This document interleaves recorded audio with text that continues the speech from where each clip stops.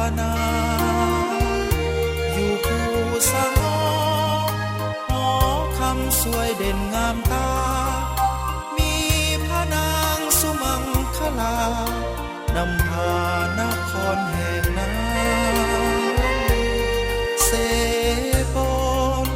ดินแดนสุขสันต์งามยิ่งมีทุกสิ่งสมบูรณ์ดังแด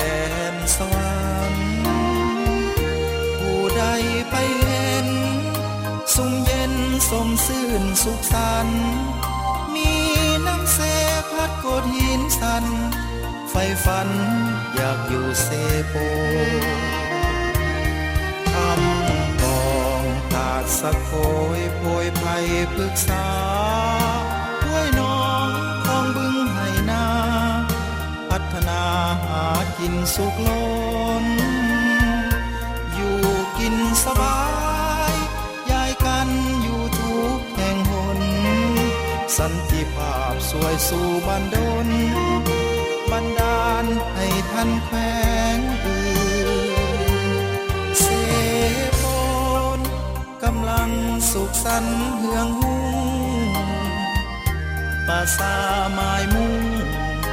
ปรับปรุงส่งเสริมสร้างคืนสุขใดได้ปานสมภารบ่เว้นเส้นเดิมความหอมเย็นหวนมายั่งยืนกลับคืนมาสร้างเสโป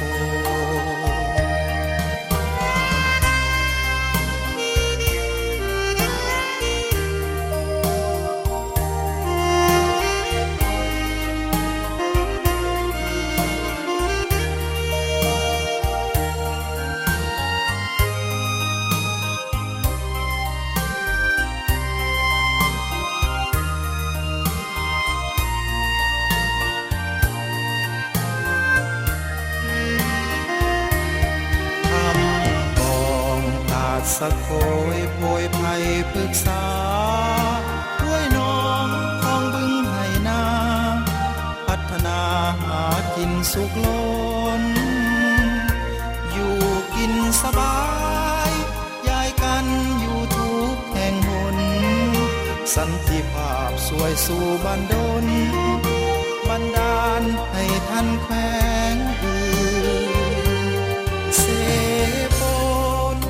กำลังสุขสันต์เฮืองหุ้งปราสาทไม้มุง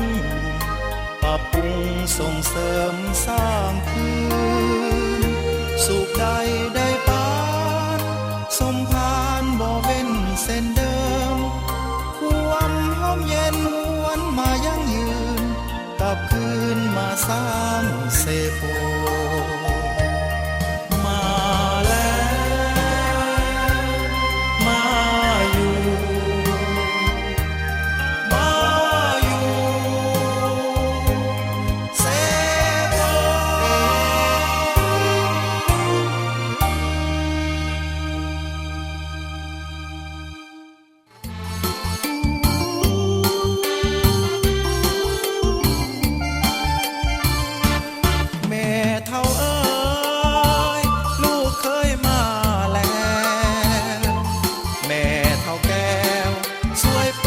ประตูให้แดดมือสั่นวันดีเพื่อนฝูงและเท่าแก่พร้อมพากันแห่ลูกเคยแม่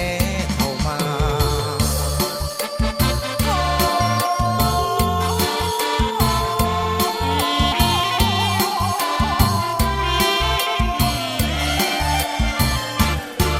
เจ้าสาวคงคอยหัวใจเลื่อนลอยเฝ้าคอยวิวา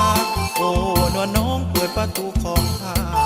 โอ้นวลน้องเปิดประตูของข้า